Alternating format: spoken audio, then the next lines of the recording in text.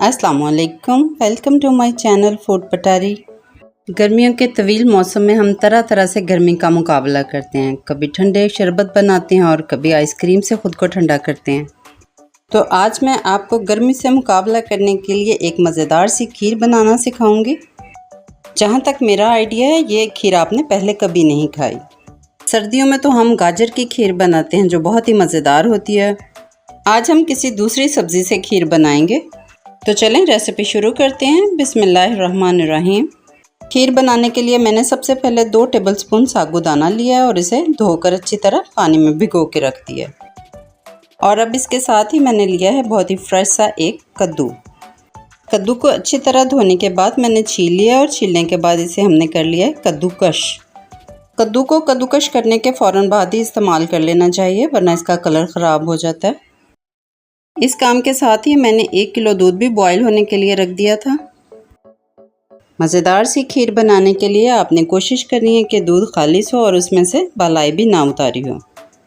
इसके लिए आप टेट्रा पैक मिल्क भी इस्तेमाल कर सकते हैं। दूध अच्छे से बॉईल हो गया और अब हम इसमें डाल देंगे कश किया हुआ कद्दू। कद्दू का रायता तो घर घर बनता है और ये गर्मियों की बेस्ट ऑप्शन भी है। अब आपने कद्दू की इस खीर को भी ज़रूर ट्राई करना है। और अब इसके साथ ही हम इसमें डाल देंगे साबूदाना जो हमने शुरू में भिगो के रखा था। जिस तरह हम चावलों की खीर बनाते हैं तो चावल पहले से भिगो के रख लेते हैं, बिल्कुल उसी तरह आपने साबूदाना को भी पहले से भिगो के रखना है।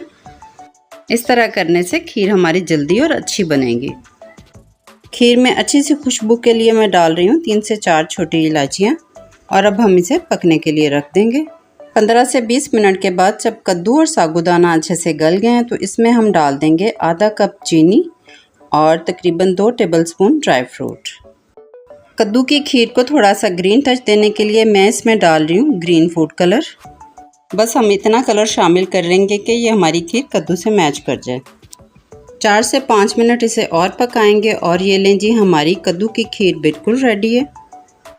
और अब हम इसे ठंडा होने के लिए रख देंगे। और लें जी, मज़ेदार सी कद्दू की खीर तैयार है। इसे हमने गार्निश किया है ड्राई फ्रूट से।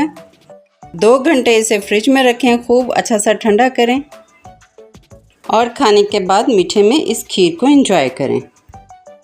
ये खीर खाने में मज़ेदार, देखने में बहुत अच्छी और तासीर में बहुत ही ठंडी है। बेधड़क होकर करेले खाएं और उसके बाद ये ठंडी खीर खाएं, सब बैलेंस हो जाएगा। खीर की ये रेसिपी अगर आपको पसंद आई है तो मेरे चैनल को सब्सक्राइब करें। अल्लाह हाफ़िज़।